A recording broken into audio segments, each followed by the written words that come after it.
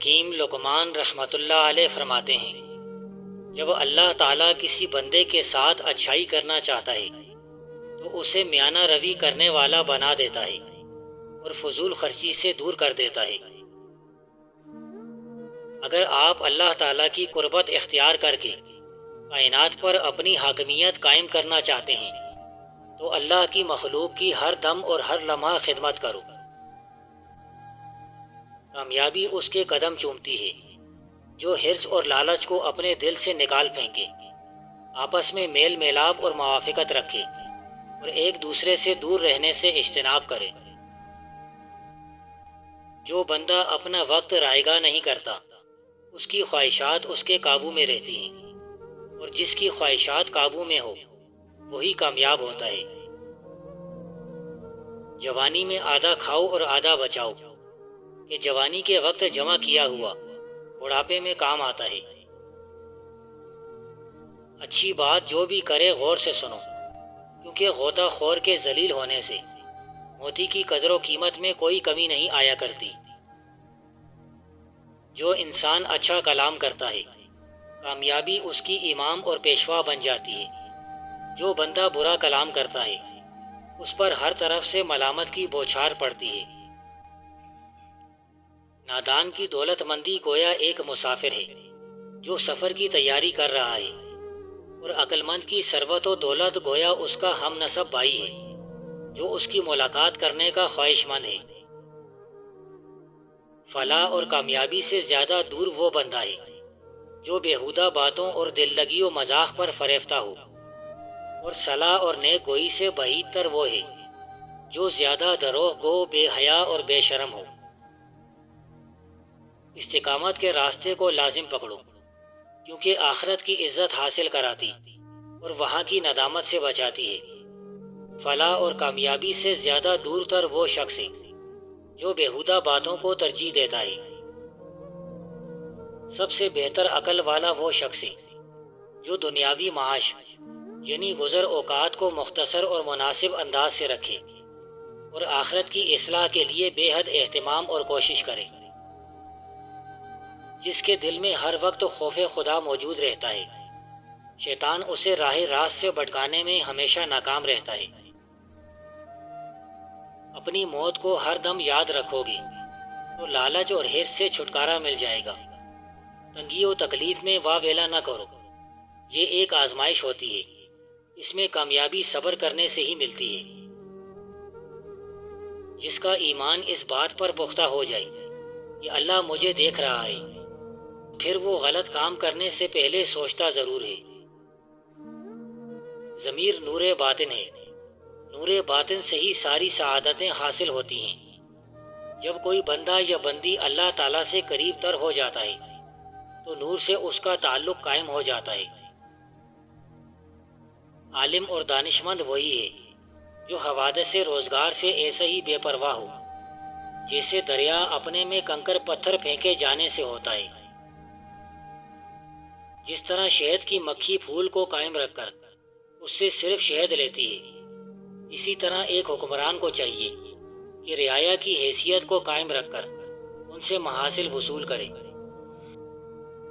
قوانین قدرت سے انحراف کرنے والا کبھی سزا سے بچ نہیں سکتا۔ چور اور جواری توبہ کر سکتے ہیں لیکن کوئی جھوٹا سچ نہیں بول سکتا۔ علم حاصل کرنا چاہتے ہو تو پھر درد اور سختیوں کو برداشت کرو۔ انسان کی زندگی ایسے ہے جیسے بادلوں کی چھاؤں آنی جانی ہے۔ خدا پر بھروسہ کر کے زندگی گزارنا بھی عین عبادت ہے۔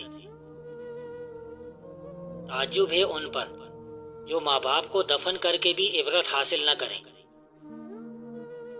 احساس کمتری والا ہمیشہ ندامت کا شکار ہوتا ہے۔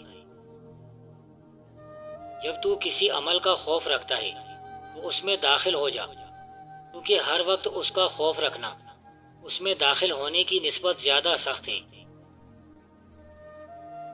حق تعالیٰ کی مخلوق سے محبت رکھنے والے لوگ حق تعالیٰ کے دوست ہوتے ہیں، اور دوست پر دوست کی نوازشات و کرامات کی بارش ہمیشہ ہوتی رہتی ہے۔ اچھے اخلاق والے اور میٹھا بولنے والے سے خود بخود محبت اور لگاؤ ہو جاتا ہے۔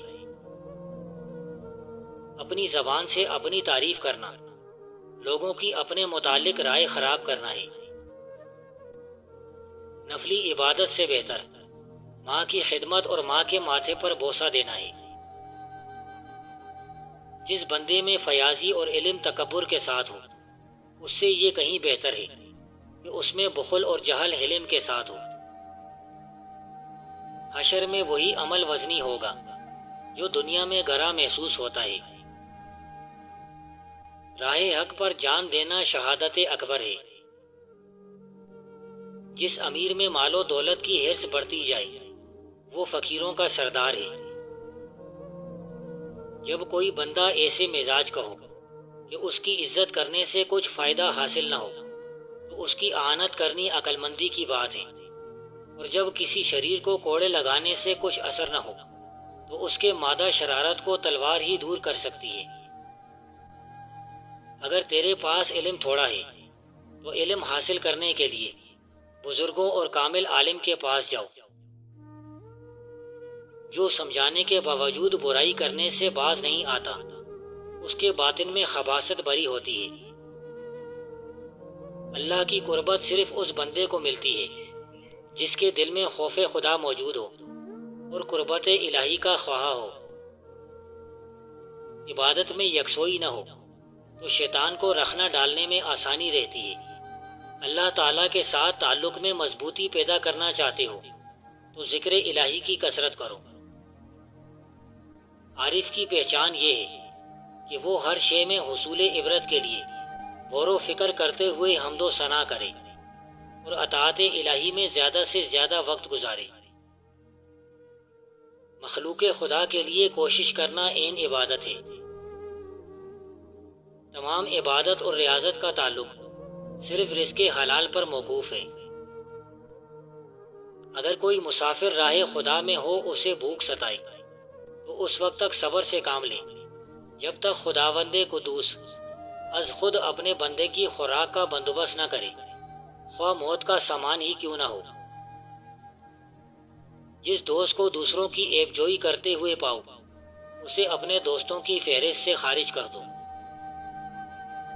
مال کو جمع کرنا بہت آسان ہے لیکن اس کی حفاظت کرنا نہایت ہی مشکل۔ جس انسان کو دین کی نعمت مل جاتی ہے تو اسے دنیا اور آخرت کی بھلائی نصیب ہو جاتی ہے۔ سب سے اعلیٰ درجے کا واعظ یہ ہے کہ آدمی مردوں کی قبروں پر نظر ڈالے رکھے، پرہیزگاروں اور عقل مندوں کی صحبت میں بیٹھو اور ان سے اکثر بات چیت کیا کرو اور سوال کرتے رہو تو بے بہا علم پاؤ گے۔ قدرت حالات کے مطابق ایسا آدمی پیدا کر دیتی ہے جس کی وقت اور حالات کو ضرورت ہوتی ہے۔ اگر دولت مند ہونا چاہتے ہو تو چلتے پھرتے ایک سورت الکوثر دل میں پڑھتے رہا کرو۔ آپ کی جوان اولاد ہر میدان میں کامیاب ہوگی، ہر طرف سے عزت و دولت کی بارش ہونے لگے گی۔ ایسے لوگوں کی دعائیں کیسے قبول ہو سکتی ہیں جو خدا کو پہچانتے ہوئے بھی اس کی اطاعت سے گریزاں ہوں اور قرآن و رسول صلی اللہ علیہ وسلم کو مانتے ہوئے بھی اس کے احکام پر عمل پیرا نہ ہو۔ جسے خدا گناہ سے بچانا چاہتا ہے اسے اطاعت کا شرف عطا کر دیتا ہے۔